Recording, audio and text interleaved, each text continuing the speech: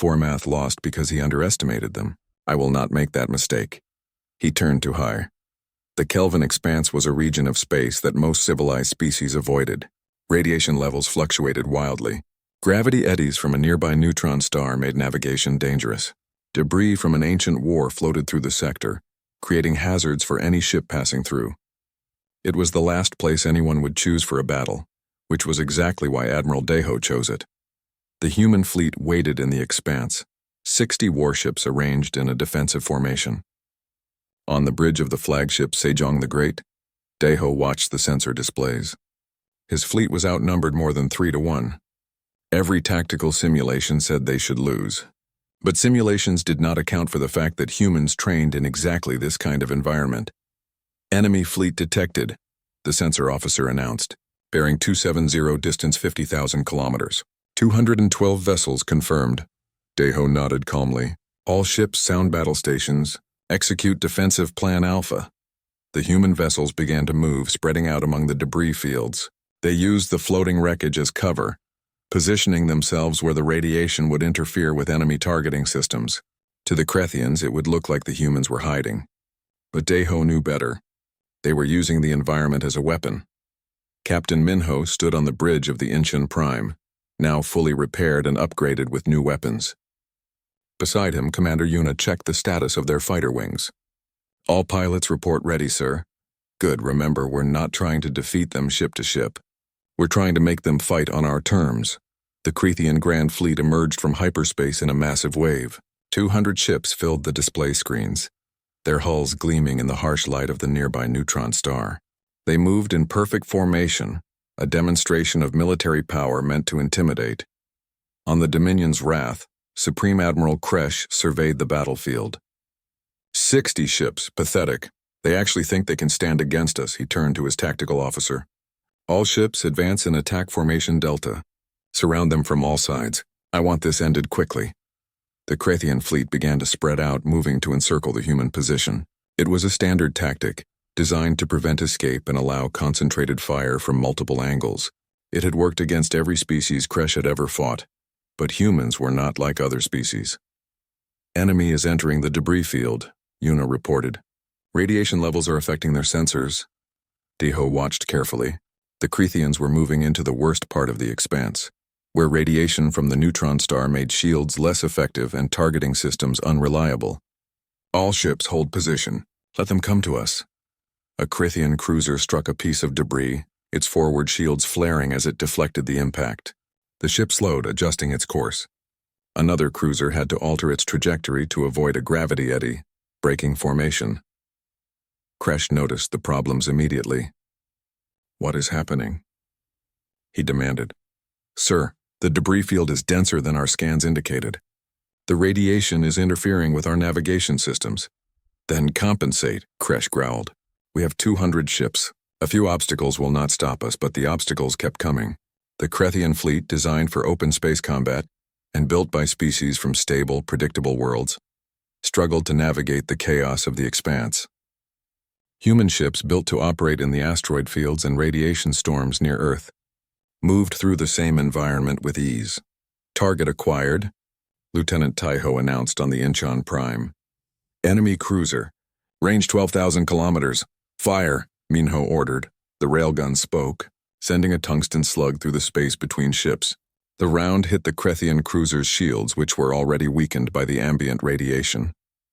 They collapsed. The projectile punched through the hull, destroying the ship's main reactor. The cruiser exploded in a brilliant flash. Across the battlefield, other human ships opened fire. The destroyer Sol targeted a Krethian battleship, hitting it with a spread of missiles. The frigate Daegu attacked 3 cruisers at once, its weapons officer Sora coordinating a devastating barrage. The Krethians returned fire, but their plasma weapons struggled in the high radiation environment. Energy bolts scattered and lost cohesion. Many shots missed entirely. The few that hit human shields were weakened, easily absorbed by defensive systems designed to handle solar flares. This is impossible, Kresh shouted. How are they fighting so effectively in these conditions? His science officer pulled up data on Earth, reading it for the first time. His 4 hands trembled as he saw the classification. Sir, Earth is a Class 12 death world. The humans evolved in extreme conditions. High radiation, unstable gravity, constant environmental hazards. This battlefield is normal for them. Kresh's 6 eyes widened in understanding. He had made a terrible mistake. He had chosen to fight the humans in exactly the kind of environment where they had the advantage. Pull back. Reform in open space, but pulling back was not simple. The Krethian ships had spread out to surround the humans. Now they were scattered among debris and radiation. As they tried to regroup, human fighters launched from the carriers. Specialist Sora led her wing into the heart of the enemy formation. She had trained for 5 years to be a pilot, learning to fly in Earth's unpredictable weather patterns and gravity fluctuations. Her reflexes, developed in 1 full G of gravity, made her faster and more agile than any Krethian pilot. Weapons free, Sora transmitted to her wing. Target their engines and command centers. The human fighters swept through the Krethian fleet like sharks through a school of fish. They moved in ways that should have been impossible, pulling maneuvers that would knock out pilots from lighter gravity worlds. Sora's targeting computer locked onto a Krethian cruiser's engine section. She fired a spread of missiles and broke away, her fighter spinning through a gap in the debris that no Krethian would dare attempt. The missiles hit home. The cruiser's engines exploded, leaving it drifting helplessly. Admiral Deho watched the tactical display from his flagship. The battle was going better than expected, but it was far from over. Focus fire on their command ships. If we can take out their leadership, the rest will break. The human fleet concentrated its fire on the larger Krethian vessels. Railguns tore through shields and armor. Missiles overwhelmed point defense systems. The Krethians tried to respond, but they were fighting blind in the radiation, their sensors unable to get clear locks on the fast-moving human ships. On the Dominion's wrath, alarms blared continuously. Kresh watched as his fleet was systematically dismantled. In 30 minutes he had lost 40 ships, and the humans had lost only 3. All ships full retreat, Kresh ordered, his pride finally breaking. Emergency jump to hyperspace. Sir, we cannot jump from inside the debris field. The gravity eddies will tear our ships apart. Kresh slammed his fist on his console. Then fight your way out. The Krethian fleet tried to escape, but the human ships pursued them relentlessly. More cruisers fell to railgun fire. More battleships exploded under missile barrages. The Grand Fleet, which had never known defeat, was being destroyed. Captain Minho's weapons officer called out. Sir, we have a clear shot on their flagship. Minho looked at the massive Krethian vessel on his screen. He could end this now. 1 shot to the command center, and Supreme Admiral Kresh would be dead. The enemy fleet would fall into chaos, but he remembered what he had told Admiral Vormath. Humans did not enjoy killing. They fought when they had to protect others. Hail the flagship, Minho ordered. Kresh's face appeared on the screen. The proud admiral looked defeated, his armor scorched, his eyes filled with something that might have been fear. What do you want, human? I want you to surrender, Minho said. Right now. Order your ships to stand down, power down their weapons, and prepare to be boarded. And if I refuse? Minho's expression hardened. Then I will destroy every single ship in your fleet. I don't want to do that, Admiral. But I will if you force me to. Kresh looked at his tactical display. Over 100 of his ships were destroyed or disabled. The humans had barely been scratched. He had lost. Completely and utterly lost. I surrender, Kresh said quietly. Then louder into his fleet-wide channel. All Krethian ships, this is Supreme Admiral Kresh, cease fire. Power down weapons. We have been defeated. Across the battlefield, Krethian ships stopped fighting. Some tried to flee, but warning shots from human vessels convinced them to stay. The battle was over. Admiral Deho let out a breath he had not realized he was holding. They had won. Against overwhelming odds, against the most powerful fleet in the Krethian Dominion, humanity had won. Casualties? He asked quietly. 7 ships lost, sir. 14 heavily damaged. Total crew losses estimated at 3,000. 3,000. Too many. But it could have been so much worse. Deho closed his eyes for a moment, thinking of those who had died. Then he opened them again.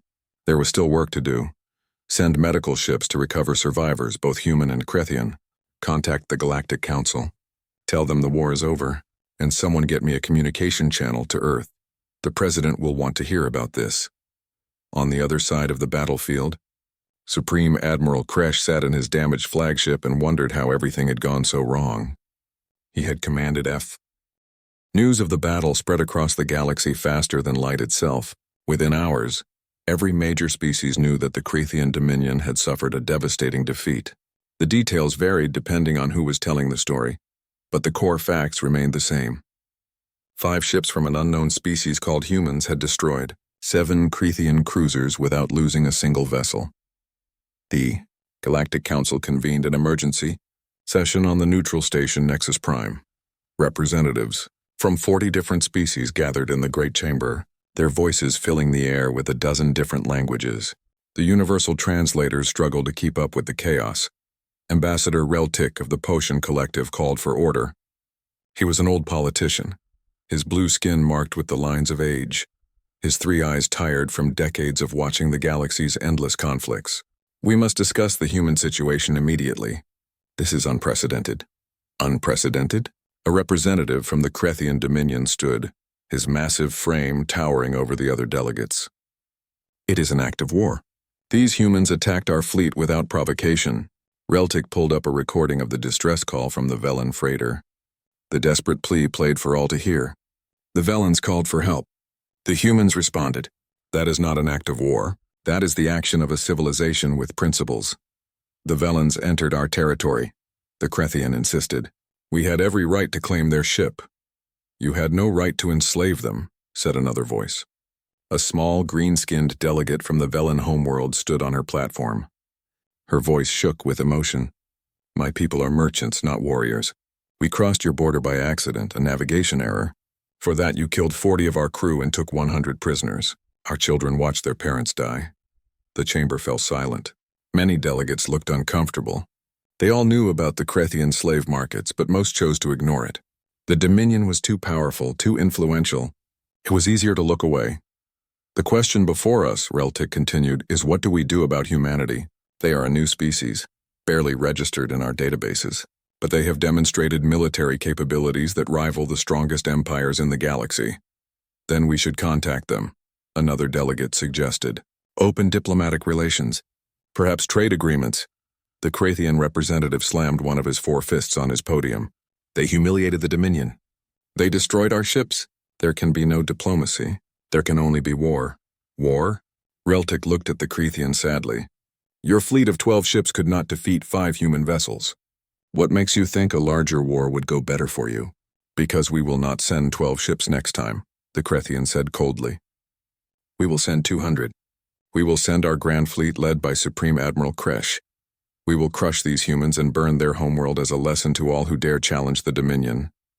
Reltic felt a deep sadness settle over him. He had seen wars destroy civilizations. He had watched species wipe each other out over pride and anger. And now it was happening again. I urge you to reconsider. The humans proved they can fight. Why risk more lives? Because we cannot show weakness, the Crethean replied. If we let this insult stand, every species we have conquered will rebel. No. The humans must be destroyed completely. The vote was called. Most delegates abstained, not wanting to take sides. The Crethean Dominion declared war on humanity. The Council could not stop it. On Earth, in the military command center deep under the mountains of North America, Admiral Daiho received the news.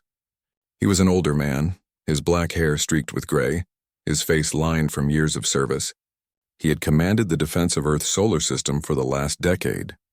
Now he faced a threat from beyond. How many ships are they sending? He asked his intelligence officer. Our sources say 200 warships, sir. It's the largest Crethean fleet ever assembled. They're calling it the Grand Fleet. Daiho studied the star maps on the large screens that covered the walls. 200 ships.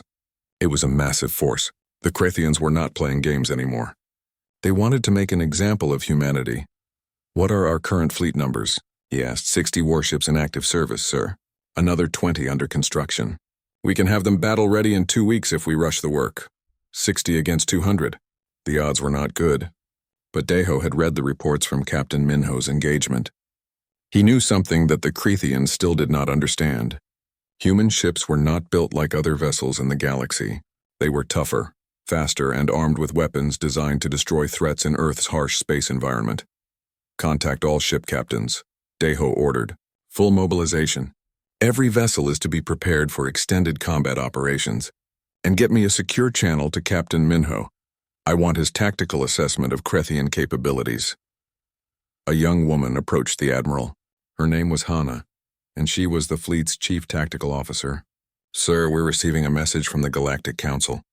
Ambassador Reltic wishes to speak with Earth's leadership. Put him through. The screen showed the blue-skinned alien. He looked tired and worried. Admiral Deho, I hope this message finds you well. I am calling to warn you of what is coming.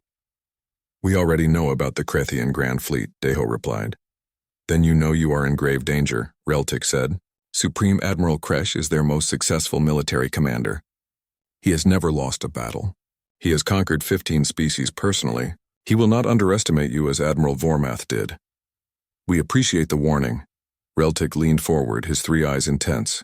Admiral, I have reviewed the data from your encounter with the Krethian fleet. I have consulted with our best military analysts. The conclusion is clear. You cannot win against 200 ships. I urge you to negotiate. The Krethians want revenge, but they will accept terms. Perhaps a formal apology, maybe reparations. Your species can survive this if you are willing to bend. Deho's jaw tightened. Ambassador, let me be clear about something. We did not attack the Krethians because we wanted a fight. We defended innocent people who called for help. That is who we are. That is what we do. I understand your principles are admirable, Reltic said, but principles do not stop plasma cannons. Pride will not save your people when the Grand Fleet arrives at Earth. You're right, Deho agreed. Principles and pride won't save us. But our ships will. Our weapons will. Our people will. He stood straighter. Tell the Krethians that if they want war, we will give them war. But tell them also that we are not some peaceful merchant race with no defenses. We are humans. We come from a planet that has been trying to kill us since we evolved. And we are still here. Reltic sighed deeply. Then I fear I will be attending many funerals in the coming months. Good luck, Admiral. You will need it. The communication ended. Deho turned to his staff. Status report on Captain Minho's fleet? They're escorting the rescued Velans to a safe station. Then they'll return to Earth for resupply and repairs. How long? 3 days, sir. Deho nodded. And the Krethian Grand Fleet? Intelligence estimates they will reach Earth's sector in 2 weeks. They're gathering ships from across the Dominion. 2 weeks to prepare for the largest battle in human history. Deho walked to the window that overlooked the command center. Below him, hundreds of officers worked at their stations coordinating Earth's defenses. They were all volunteers. Every single person in this room had chosen to serve to protect humanity. Hana, he said quietly, what do you think our chances are? The tactical officer considered the question carefully. Sir, based on conventional military analysis, we should lose. 200 ships against 60 is overwhelming odds, but Captain Minho's engagement showed that conventional analysis doesn't apply to us. Our ships are built to different standards. Our weapons operate on different principles, and our crews train in conditions that would kill most other species. She paused. I think we have a chance. A real chance, Deho smiled slightly. Good, because I'm betting the survival of our entire species on that chance. He turned back to the room. Contact all military installations. Begin evacuation of civilian populations from orbit. Get our defensive platforms online. And someone find me our best strategists. I want to know every possible weakness in the Krethian fleet composition. The command center erupted with activity. Messages flew across the galaxy. Ships began moving into defensive positions. Factories worked around the clock to produce ammunition and spare parts. On the other side of known space, Supreme Admiral Kresh stood on the bridge of his flagship, the Dominion's Wrath. He was even larger than Admiral Vormath, his armor plating thicker, his forearms corded with muscle. He had commanded fleets for 30 years and never known defeat. Show me the recordings of the human engagement, he ordered. His officers played the tactical data from Vormath's battle. Kresh watched carefully, his 6 eyes analyzing every detail. He saw the human ships absorb Krethian plasma fire. He saw their kinetic weapons tear through shields and armor. He saw his fellow admiral humiliated and defeated. Interesting, Kresh said when the recording ended. They fight like savages. No elegance. No strategy. Just raw violence. Should we be concerned, sir? His second-in-command asked. Kresh's teeth showed in a predatory smile. Concerned? No, intrigued, yes. The human fleet dropped out of hyperspace in a flash of blue light. 5 ships appeared between the Krethian warships and their prey. The Velan freighter drifted in space, its hull torn open in several places. Bodies floated in the void around it. Battle stations, Minho ordered. Around him, the bridge lights shifted to red. Blast doors sealed. The crew moved with practiced efficiency. Commander Yuna studied the tactical display. 12 Krethian ships confirmed. Cruiser class, heavily armed. They're positioning to surround us. Open a channel, Minho said. Let's try talking first. The communication officer nodded. Channel open, sir. This is Captain Minho of the Terran Defense Fleet. You are ordered to release the Velen crew and withdraw from this sector immediately. The response came after a few seconds. The voice was deep and rough. Translated through the Universal Communication System. This is Admiral Vormath of the Krethian Dominion. You have entered a restricted military zone. Identify yourselves. On the screen, an image appeared. The Krethian admiral was massive, standing over 3 meters tall. His body was covered in thick, dark plates that looked like natural armor. 4 arms extended from his torso, each one thick with muscle. His face had 6 eyes arranged in 2 rows, and his mouth held rows of sharp teeth. We are humans from Earth, Minho replied calmly. We received a distress signal from the Velen vessel. We are here to provide assistance. Vormath leaned forward, his many eyes studying the human captain. Earth, I do not know this world. You are not registered in our database of significant species. The admiral made a sound that might have been laughter. You have 5 small ships. I have 12 warships. Leave now, and I will not destroy you. Minho kept his voice steady. Release the Velens. They are civilian merchants, not military targets. The Velens entered Krethian territory without permission, Vormath said. They are now property of the Dominion. Their cargo and their bodies will serve the Empire. This is our right as the superior species. Beside Minho, Yuna's hands tightened into fists. Around the bridge, other officers showed similar anger. They had all heard stories about the Krethian slave markets, but hearing an admiral speak so casually about it made their blood boil. That's not how this works, Minho said. You don't get to enslave people just because you have bigger ships. Vormath's expression changed. His eyes narrowed and his teeth showed in what looked like a smile. Little human, I have conquered 17 species in my career. I have destroyed fleets 5 times the size of yours. The Galactic Council knows better than to challenge the Dominion. What makes you think you can succeed where they have failed? Because we don't care about politics, Minho replied. We care about doing the right thing. The Krethian admiral stared at the screen for a long moment. Then he made a gesture with one of his 4 hands. You are brave, human. But bravery without strength is just foolishness. I will give you one more chance. Turn your ships around and leave. If you refuse, I will add your crew to my collection of slaves. Human servants might be entertaining. Minho looked at Yuna. She gave him a small nod. He looked at the other officers on the bridge. Every single one of them looked ready for a fight. The captain turned back to the screen. Admiral Vormath, I'm going to give you one chance too. Release the Velens, surrender your ships, and face trial for your crimes. If you refuse, we will use force. For a second, Vormath looked confused. Then he threw his head back and laughed. A terrible sound that echoed through the communication system. You threaten me? You dare threaten the Krethian Dominion?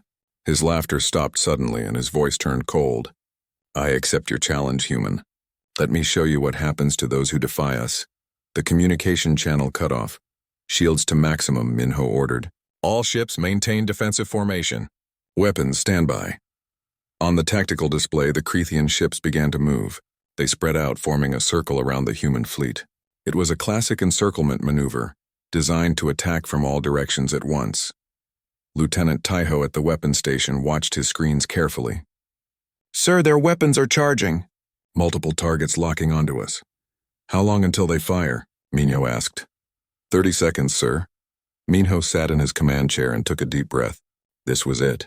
The moment that would either prove humanity's place in the galaxy or end in disaster. He thought about Earth billions of light years away.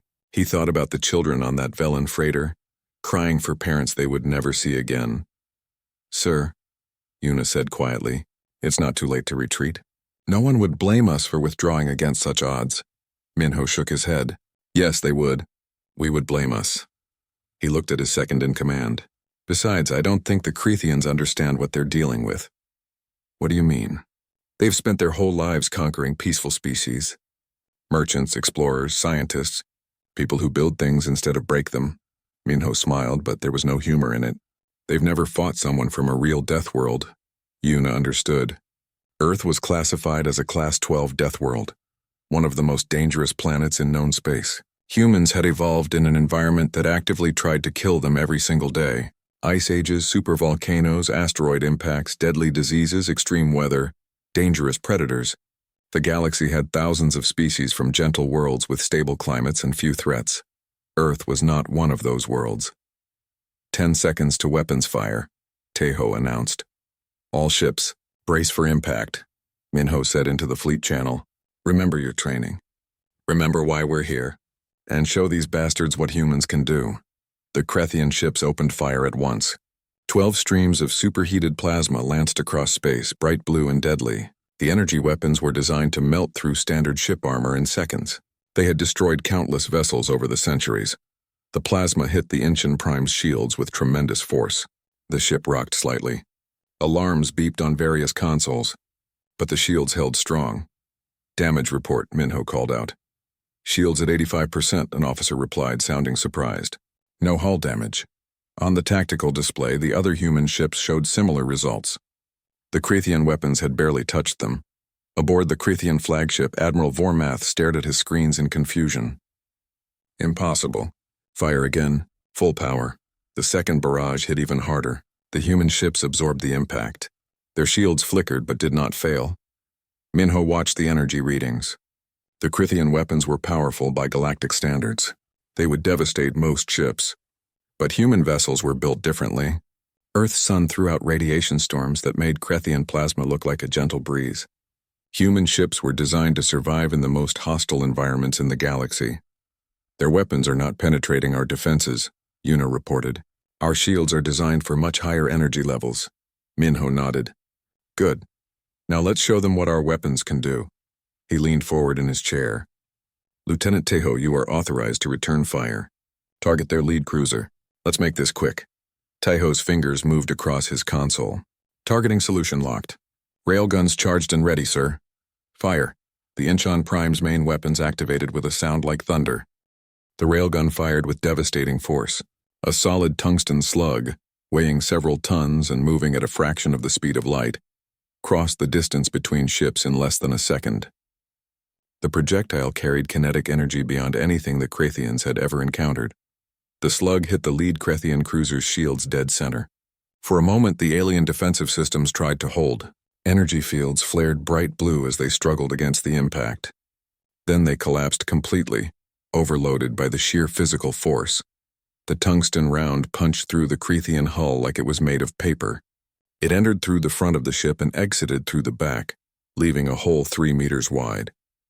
Atmosphere vented into space. Internal explosions rippled through the cruiser as systems failed in a cascade. Direct hit, Tejo reported, his voice calm despite the destruction on the screen. Enemy vessel is dead in space. Minimal power readings. Admiral Vormath watched from his flagship in shock. One shot. These tiny humans had crippled one of his best ships with a single shot. What kind of weapon was that? He demanded of his officers. His tactical officer studied the readings, his forehands moving frantically across multiple consoles. It was a kinetic weapon, Admiral. A solid projectile moving at extreme velocity. Our shields are not designed to stop physical impacts of that magnitude. Vormath's 6 eyes widened. Kinetic weapons were considered primitive by most galactic militaries. Energy weapons were cleaner, more efficient, easier to manage. Only a few backward species still used ballistic projectiles. But he was beginning to understand that humans were not backward. They were something else entirely. All ships evasive maneuvers, Vormath ordered. Return fire. Concentrate on their flagship. The Krethian fleet responded, but they were confused and frightened. They had expected an easy victory against an unknown species. Instead, they were facing weapons that ignored their defenses. Aboard the Incheon Prime, Minho watched the tactical display with cold satisfaction. Target the next closest ship. Keep firing. The destroyer Soul opened fire next. 2 railgun rounds struck a Krethian cruiser on the port side. The first shot destroyed the shields. The second tore through the engineering section. The alien ship began to list, its engines failing. Enemy vessels are attempting to scatter, Yuna reported. They're trying to gain distance. Don't let them, Minho said. Pursuit pattern Delta. Keep them in range. The human ships moved forward with surprising speed. The Creathians had built their vessels for power and intimidation. Human ships were built for a different purpose. They were designed to chase down asteroids threatening Earth, to navigate through debris fields near construction zones, to operate in the chaotic environment of humanity's home system. In open space, against a confused and demoralized enemy, the human fleet was deadly. The frigate Daegu engaged 2 Creathian cruisers at once. Its weapons officer, a woman named Sora, coordinated the attack with precision. She had trained for 6 years at the academy, running simulations against every known alien ship design. The Creathians were fast, but they moved in predictable patterns. Firing solution acquired, Sora announced. Launching missiles. A dozen missiles streaked from the frigate's launch tubes. They were not the guided energy weapons most galactic species used. They were solid-fuel rockets with explosive warheads, designed to destroy incoming meteors before they could threaten Earth's orbital stations. The Creathian point defense systems tried to shoot down the missiles. Energy beams lashed out, destroying 3 of the incoming projectiles, but the other 9 got through. They slammed into the Creathian hulls and detonated with massive force. The explosions ripped through armor plating and destroyed crucial systems. 1 Creathian cruiser split in half, its structural integrity compromised. The other began spinning out of control, its navigation systems destroyed. Admiral Vormath could not believe what he was seeing. In less than 5 minutes, he had lost 5 ships. 5. His fleet was being torn apart by an enemy that should have been helpless against Creathian might. "Get me the Galactic Council," he ordered. "I need reinforcements." His communication officer looked up nervously. "Sir, the Council monitoring station says this is your engagement. They will not intervene in military actions." The Admiral's teeth ground together in frustration. The Council was using his own tactics against him. How many times had he attacked weaker species while the Council looked the other way? Now when he needed help, they were doing the same thing. "Then contact the home fleet," Vormath snarled. "Tell them we are under attack by a hostile species. Tell them to send everything." On the Incheon Prime, an officer called out a warning. "Captain, we're detecting a communication burst from the Creathian flagship." "They're calling for help." Minho nodded. "Expected." "How long until reinforcements could arrive?" "At least 3 hours, sir. Assuming they respond immediately." "Then we have 3 hours to finish this." Minho stood from his chair. "All ships, press the attack. Target their command vessel. Let's end this quickly." The human fleet converged on Admiral Vormath's flagship. The Creathian admiral ordered his remaining ships to defend him, but they were too damaged and too frightened. They had never faced an enemy like this before. The destroyer Busan fired its railguns at maximum power. Both shots hit the flagship's shields. The first reduced them to 20%. The second shattered them completely. "Shields down," Taiho reported. "The flagship is vulnerable." Minho raised his hand. "Hold fire." The crew looked at him in surprise. Yuna stepped closer. "Sir?" "Open a channel to Vormath," Minho ordered. The Creathian admiral's face appeared on the screen. He looked different now. His arrogance was gone, replaced by fear and confusion. "What do you want, human?" "I want you to surrender," Minho said simply. "You've lost this fight. Half your ships are destroyed. The rest are damaged. Your shields are down. I can destroy your flagship right now if I want to." Vormath's 4 hands clenched into fists. "If you destroy my ship, the Dominion will hunt your species to extinction. We will burn your homeworld to ash." Minho smiled, and it was not a pleasant smile. "Admiral, I need you to understand something. Earth is a Class 12 death world. Do you know what that means?" "It means your planet is dangerous," Vormath replied. "So what? Many worlds have predators." "Earth doesn't just have predators," Minho explained. "Our planet has supervolcanoes that can cover half a continent in ash. We have ice ages that freeze entire oceans. We have asteroids that hit us every few million years and kill most life on the surface. We have diseases that wipe out millions. We have weather patterns that can destroy cities." He leaned forward. "And we survive all of it. Every single human alive today is descended from ancestors who survived extinction-level events." The Creathian admiral said nothing. "You evolved on a world where you were the biggest. Strongest thing around," Minho continued. "You never had real competition. You never had to fight for survival every single day. But we did. And that makes us very, very good at war." Vormath looked at his tactical displays. 7 of his 12 ships were destroyed or disabled. The humans had not lost a single vessel. It was the worst defeat in Krethian military history. "What are your terms?" the admiral asked quietly. "Release all Velen prisoners. Immediately. Then you will surrender your ships and return to your homeworld. You will tell your government that if they attack any peaceful species again, we will come back. And next time we won't be so merciful." "Merciful?" Formath's voice rose in anger. "You destroyed most of my fleet." "I could have destroyed all of it," Minho said coldly. "I could have killed every Krethian on those ships. But I didn't because, unlike you, we don't enjoy killing. We fight when we have to protect others.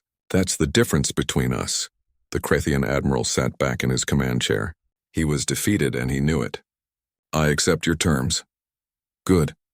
Minho nodded to his communication officer to cut the channel. Then he turned to Yuna. "Get medical teams ready to receive the Velen survivors. And contact Earth Command.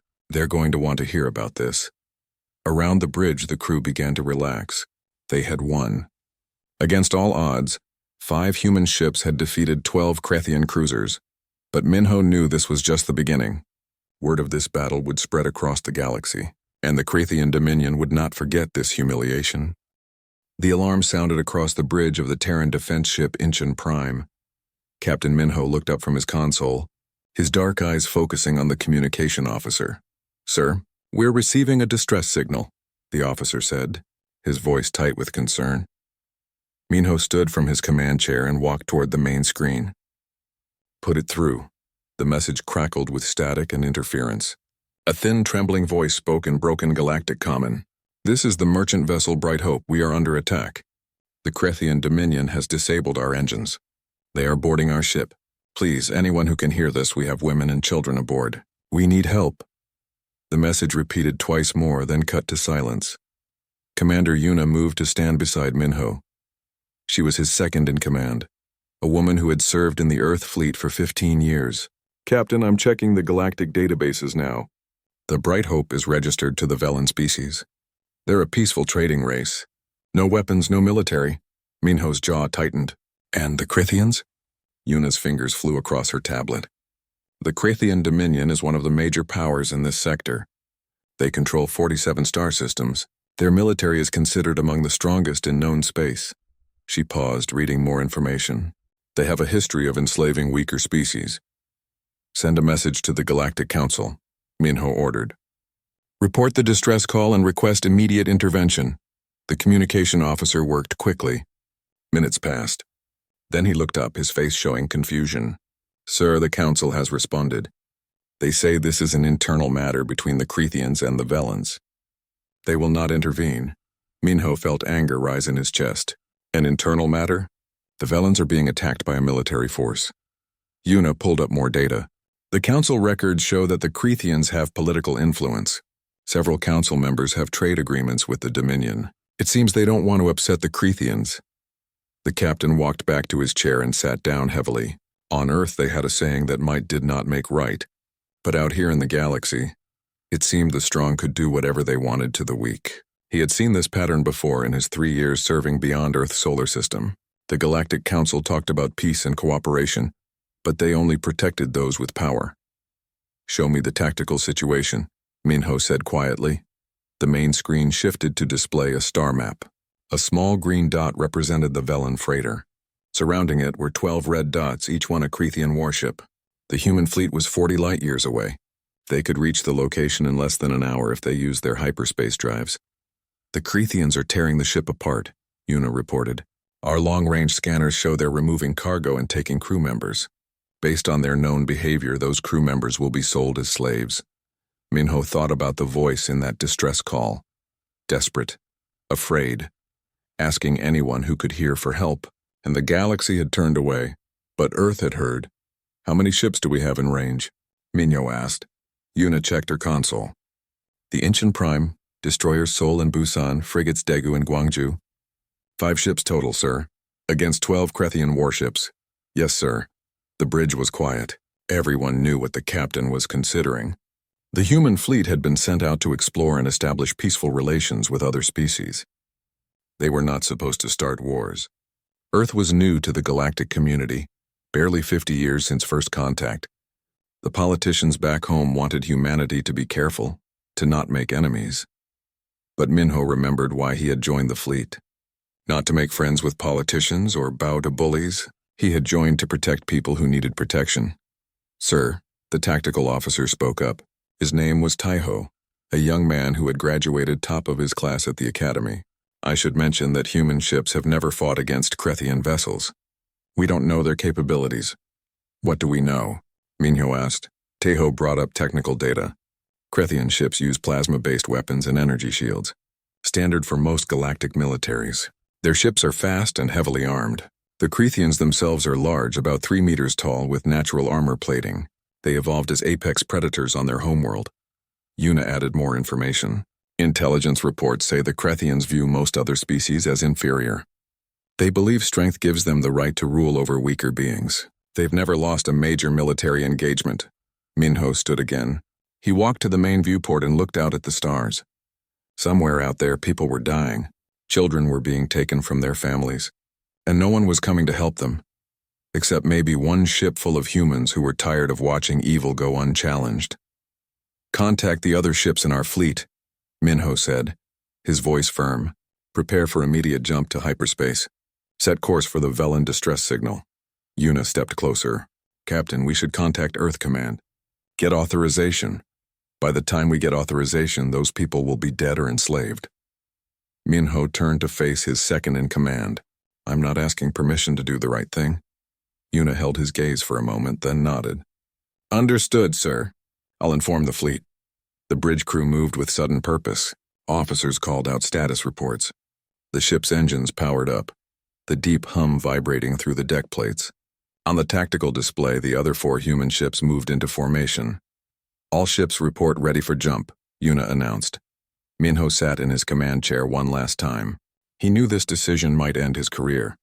Earth Command might court-martial him for starting an unauthorized military action. The Galactic Council might condemn humanity for interfering in the affairs of a powerful empire. But he also knew that if he did nothing, he would never forgive himself. "All ships," Minho said into the fleet-wide channel. "This is Captain Minho. We have received a distress call from innocent people under attack. The galaxy has chosen to look away, but we will not. Today we show the universe what humanity stands for. We leave no one behind." In the other ships, crews prepared for battle. They checked weapon systems and reinforced shields. They strapped into their stations and said quiet prayers. Many of them thought about their families back on Earth. They wondered if they would see home again, but not one of them questioned the captain's decision. "Hyperspace. Jump in 10 seconds. The navigation." Officer counted down. Minho gripped the arms of his chair. "Engage." The stars stretched into lines of light. The Incheon Prime and her sister ships vanished from normal space, racing across the galaxy toward a small freighter that no one else cared about.